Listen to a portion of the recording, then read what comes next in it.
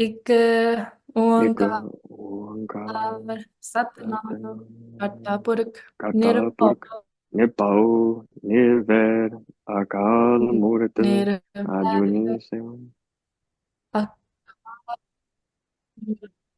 ਅਜੂਨੀ ਸੈਭੰ ਗੁਰ ਪ੍ਰਸਾਦ ਜਪ ਆਦ ਸੱਚ ਜੁਗਾਦ ਸੱਚ ਹੈ ਵੀ ਸੱਚ ਨਾਨਕ ਹੋਸੀ ਵੀ ਸੱਚ ਵਾਹਿਗੁਰੂ ਜੀ ਕਾ ਖਾਲਸਾ ਵਾਹਿਗੁਰੂ ਜੀ ਕੀ ਖਾਲਸਾ ਫਤਿਹ। ਵਾਹਿਗੁਰੂ ਜੀ ਕੀ ਫਤਿਹ। So I am a little bit sick today, so just bear with me. Prachar. ਜੇ ਮੈਂ ਕੋਈ ਗਲਤੀ ਕੀਤੀ just ਭੁੱਲ ਚੁੱਕ ਮਾਫ ਕਰਨਾ। Today we're going to go through Saruktavali chapter 2, and then we're going to introduce some new terms. Was there any questions from last week, which was about Dharam chapter 1, or any thoughts throughout the past week? All right, Tika, let's just continue on. So chapter 2 is on Guru. It is on the greatness of the Guru. Pandit Hardayalji says that they will be exploring the greatness of the Guru in chapter 2. And they say by listening, accepting, and living to this wisdom, it will remove all the diseases of the mind, diseases of the body, and diseases of the tongue. So the first thing is, how do we actually get close to Guru?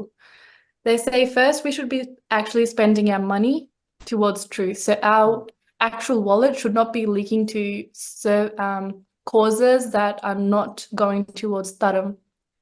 We should be dedicating our birth and our body towards Guru Seva. We should be continuously remembering and contemplating on Har. And they say that this is the person that we can call a Pandit. So historically, we used to say a Pandit is someone that used to be able to read the text. But Pandit Hardayalji says, actually, it's only when someone is genuinely for the cause of Dharam that we can actually call them a Pandit. I think this point, firstly, even just on spending money towards truth is really important, because we do all these good things of we're going to Guru Kar or we do Kirtan and such, but when it comes to money, sometimes we spend it without even thinking too much about it. So even things like our Netflix accounts and our subscriptions and what we eat, actually we should be thinking about each thing. Is this taking me towards Dharam or against it? And it doesn't mean that we shouldn't be spending money to these things, but how is each thing that we spend taking us towards Dharam? Because what's the point of us doing bhakti when we're leaking and we're therefore fueling other parts of the world? So who is a good student of the Guru? It is one who consults the Guru even if they are knowledgeable. And this helps us keep humble and accept how much we do not know. As a good student has faith in what the Guru tells us, and they follow it as a command, in such a way a Sikh can attain ultimate peace. And the text does use the word Sikh. So therefore, the way of a Sikh is to let go of our own mat, our own thinking, and surrender completely to the thinking of Guru's way. This is also, I find, like a really important part, because sometimes we might feel like we know certain parts about what Dharam is and what truth is, but what's the harm in just double checking with Gurbani instead of us saying it? Because firstly, we have more confidence that what I am saying is towards truth, but B, even bigger picture, is it just reminds you that even if we do have any wisdom, even if we do realize any truth, it was not of our own, it was of Guru's. So when we read through it again and we consult Guru again we remember this is Guru's mat, not my mat.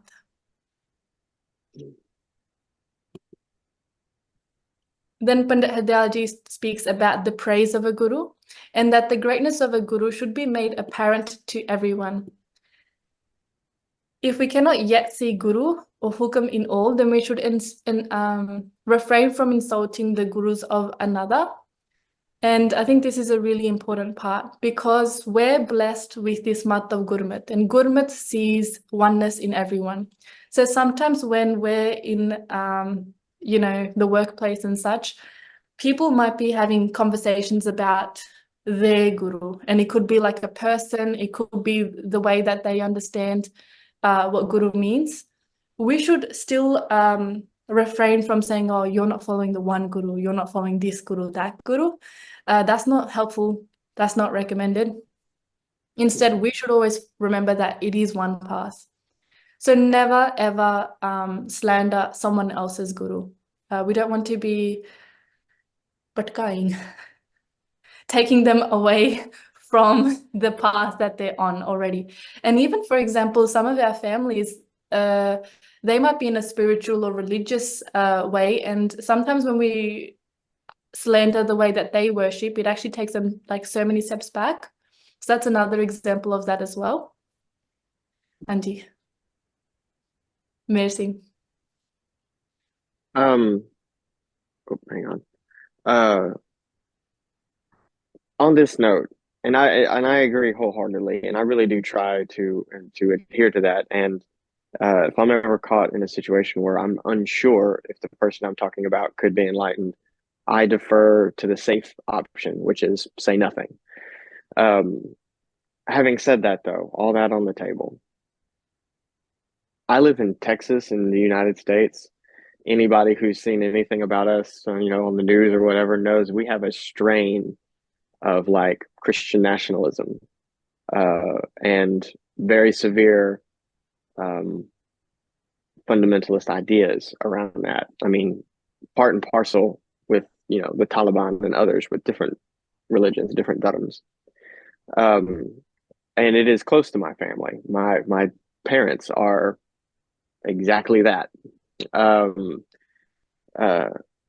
They have not only my parents, but their congregation. So I don't want to just put it on them. I'm not doing India them. I'm over the whole congregation. They have more than once purposefully insulted my guru and my dharam. And the first couple of times I tried to be kind and just, kind of blow it off and ignore it. But I must admit, it got to a point where I snapped at him. Now, again, keep in mind, Goryande culture, very different than Punjabi. Like I can tell my parents to F off and they're not going to do anything. So it's I understand it's a different cultural context, and I really want to lay that platform down as a kind of, they can't help it. They were raised how they were raised. They can't help it. But then again, every person has to be accountable for their own words. And I think we're really going to enjoy at the end when we go through, break down some of these terms, where we can explore how a Sikh navigates these conversations. Okay. But hopefully, that's why I was curious. Like, I don't want to shame someone else's guru. Yeah. I don't want to shame someone else's guru, but it was one of those like, defensively, it's like, and especially because I used to be part of their dharam. I know all of their secrets, all of the skeletons in the closet and the theological contradictions. And you're absolutely right. I did snap at them and I did set them back. Like I did spiritual harm to them. And in hindsight, I know that was the wrong move and I don't want to do it again. But it's just, I need help with that. Hopefully. At the end. I need help with that. Yeah, because I've gone through the same. That's why there's some things that are added at the end. I'm sorry. Good. Go ahead, please continue. Good point. So we will come back to that, okay? And let me know if it's not answered. So generally, we should make efforts not to take someone off the path that they're on, but there is a way that we can try to help people with going towards the truth. So the other thing is that praise of our friends should be done in secret without their knowledge. So praise of our friends behind their back. Praise of servants, or in this age, employees, should be praised after they've done their work. And the greatness of a wife or spouse and children should not be stated, neither in front of them, neither behind them.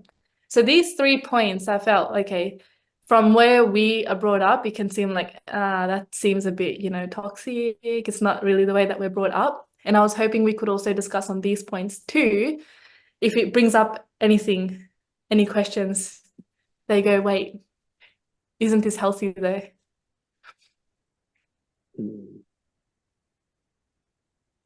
Or do they all make sense? Maybe you guys can see where it comes from. I think praise of the friends should be done behind their back and not to the, that makes sense because, you know, we don't want to spike up their ego and stuff. So I get where that's coming from.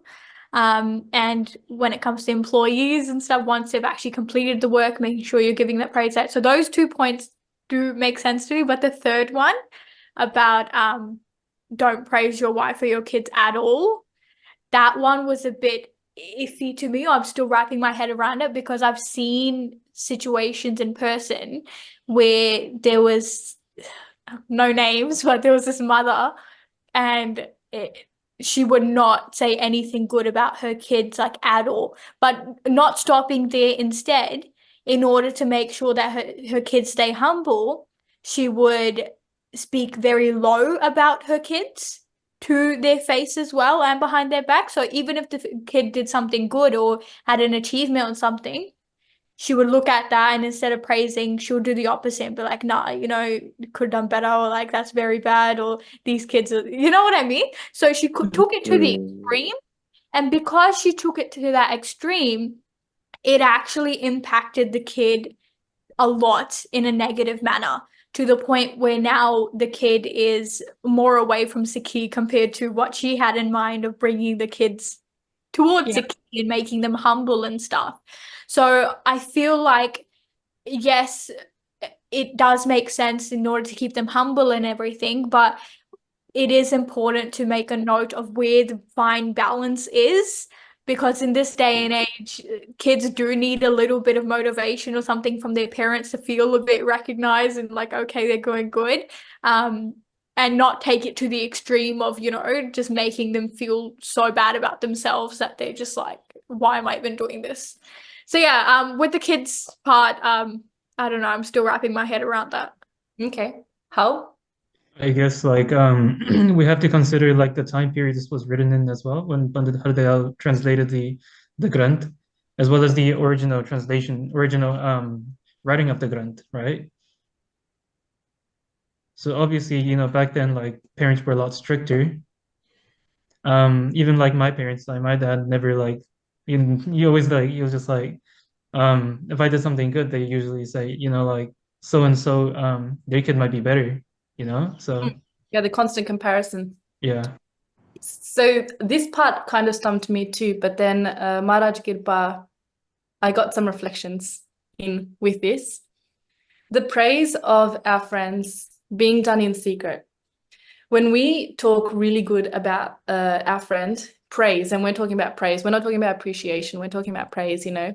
We end up hyping and pumping each other into the ego. Oh yeah, you're so good at this and you're so good at this. And we get into that pump. That's actually taking us away from the true sense of friendship, which is just sitting with each other, appreciating each other, that love for each other. The second one with the employees, I realized when we appreciate someone before they've done their work, we're actually interrupting their flow.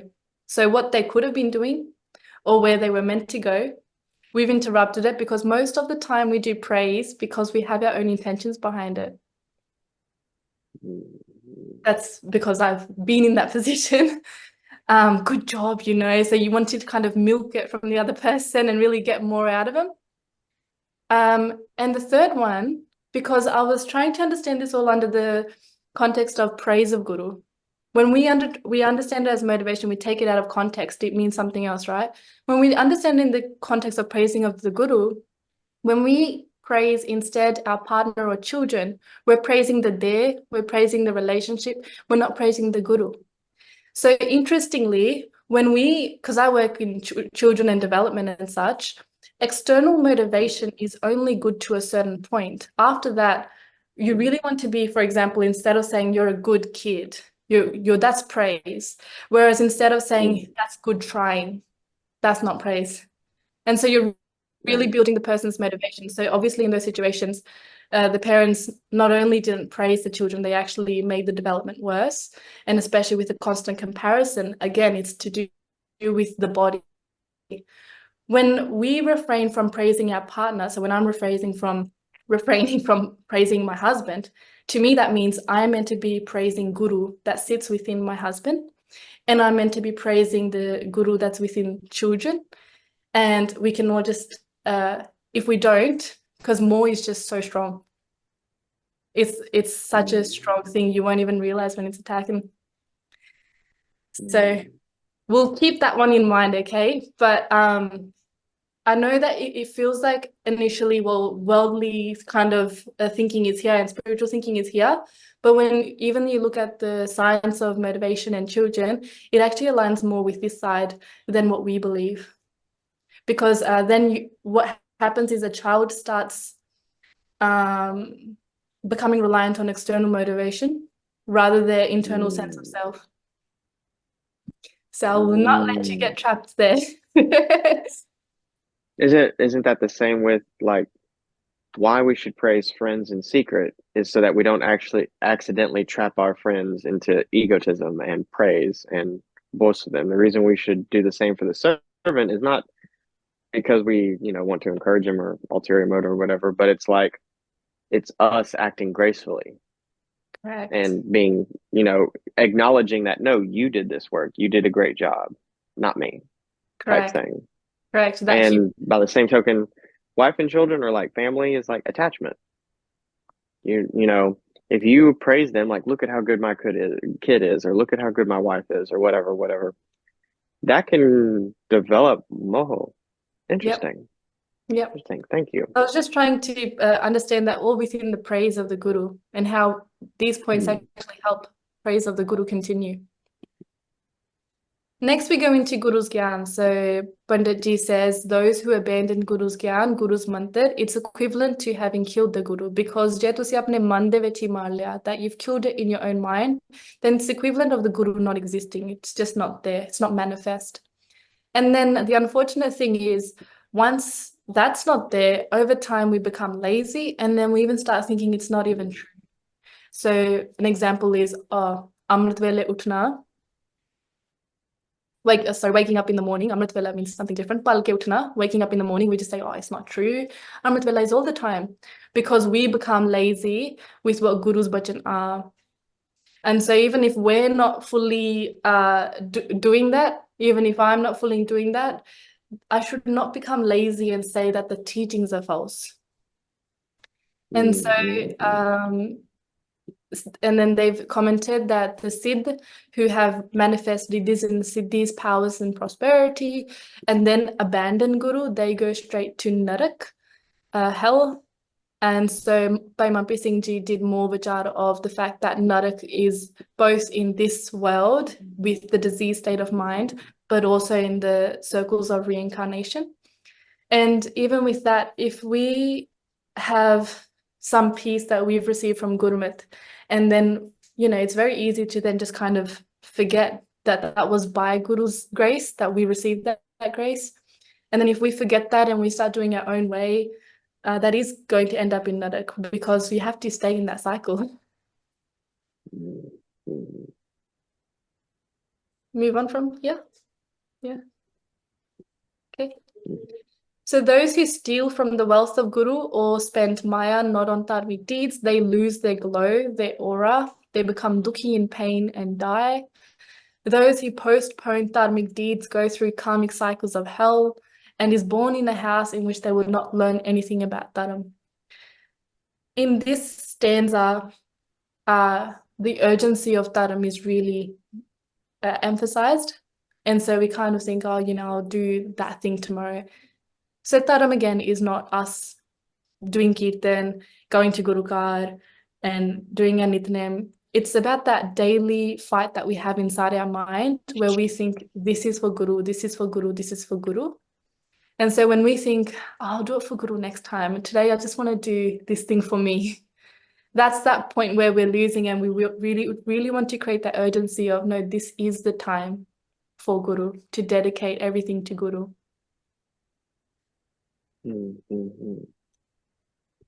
Then we get into Nindya. So those who do Nindya of Gurus are fools. Even when instructed, they are foolish. Those who live without Guru's vichar are in pain. Those who live without Guru's vichar or are in pain, so mental illness, and do bad deeds, these are the people who enjoy the Nindya of Guru. So just quickly, Nindya means to slander something by discounting even the positives. And so either people who are, enjoying a lot of sukhs in life, or they have a lot of dukhs in life. Such people are more likely to say that dharam is not anything. And so that's where that nindya comes, is because they're discounting anything that dharam can bring. It's just, there's so much in suffering, and that therefore that ego is just so much stronger, that it's just easier for them to believe that this stuff is not true, and then that equals nindya. So we should always remember whether it is our concept of guru, and we will explore this more later, or the guru of others, slander of either is always wrong, because guru says good eko ves anek. So the guru of gurus is one, but ves, the garbs, are countless. If we cannot see all the guru as one, we should still refrain from nindya. It is our duty to see the oneness of guru even when others cannot. And we will discuss this at the end. So let Guru put such surma, eyeliner of Gyan, to my eyes, and the eyes are the Buddha, the intellect. This will take us out of the darkness of ignorance. Is such a Guru I keep instilled within me. And then they summarize saying that this is the end of chapter 2, in which they talked about the greatness of a Guru. So with this, I wanted to bring up some conversations, because when we think of Guru, for other people that don't have access to Gurmukhi, they might not be able to have a more in-depth conversation about these things, but we have Gurmukhi and Gurbani, so we can break down some of these concepts even more. Gurmukhi is a whole language about that which is formless. So we have words that describe very specific things to have a more healthy dialogue. Say, for example, we say, well, Sikhi has one guru, then we have 10 Sikh gurus, then we have Guru Granth Sahib, then we have Bhagats, and then there's all these religions. And then how do we have that conversation with other people?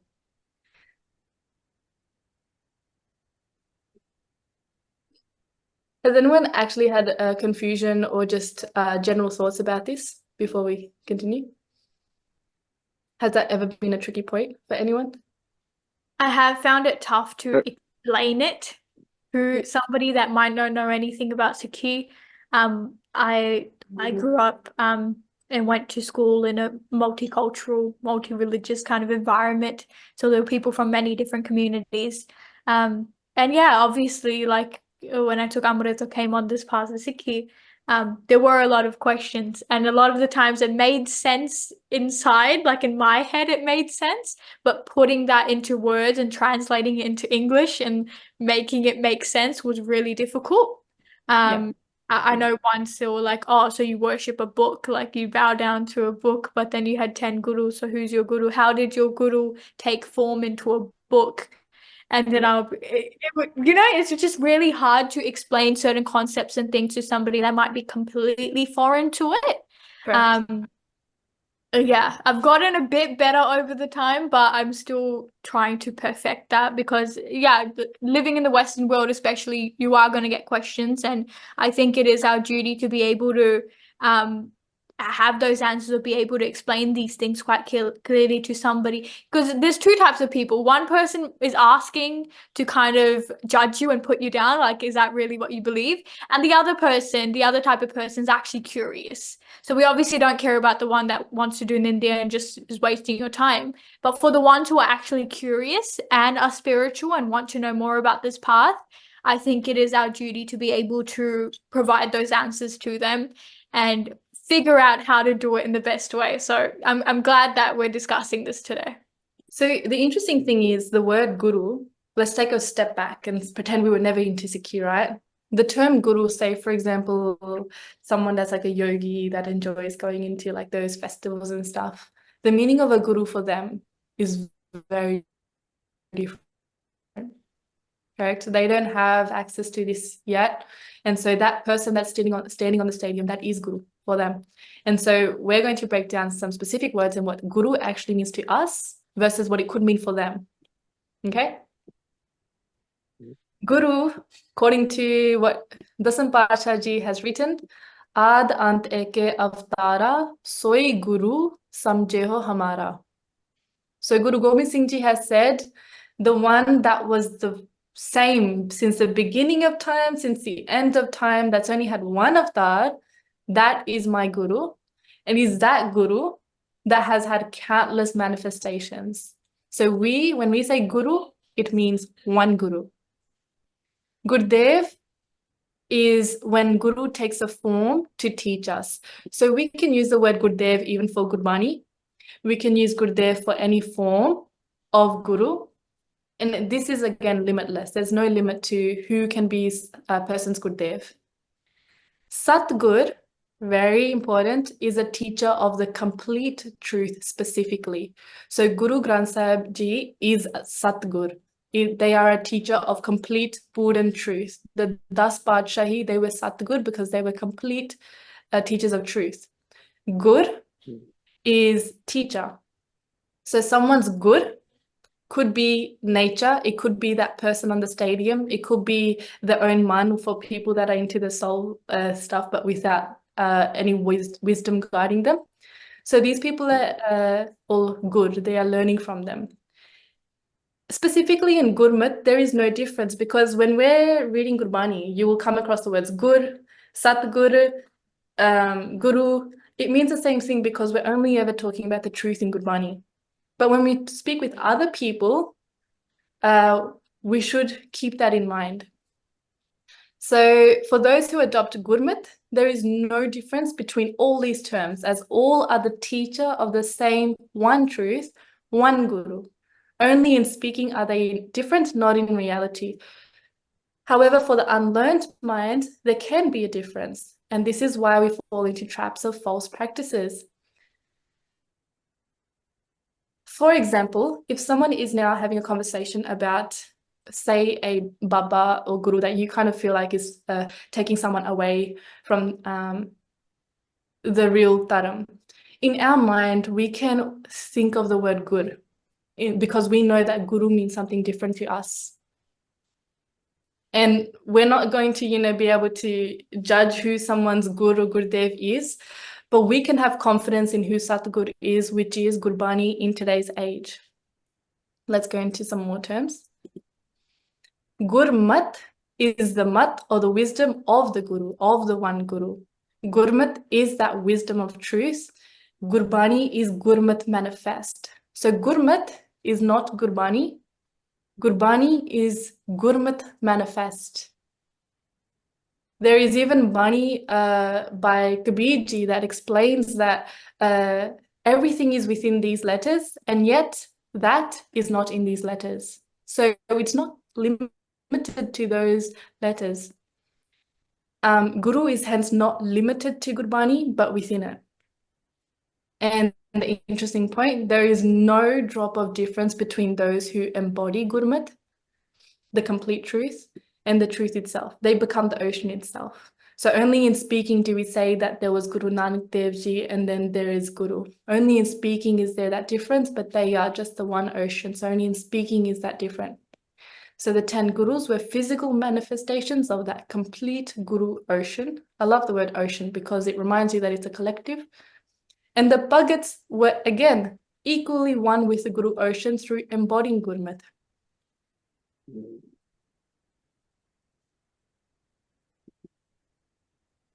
All paths are same, and there's only one Dharam in Gurmat. And so there's some snippets from random parts that it was one Guru that created the 4 Ved, that created the Quran, that created the Puran. So it's one Guru that has created all of this. And so therefore, when we think of, okay, if one Guru created all of this, then Guru ki mat, Gurmat, is not bound to any one thing. That's one really important thing that we have to understand between Guru and Dharam. It is the same Guru everywhere. Anek hai fir ek hai. You are manifest in countless forms and you are again only one. So Guru may come into Kal under many forms and then merges back into the ocean. However we perceive Guru, we have to always remember their greatness. So these were just some breakdowns of the words surrounding Guru. But when we keep the greatness of Guru in our mind, generally, it doesn't matter how we perceive Guru to be, just the greatness of the Guru, then we can be free of all diseases.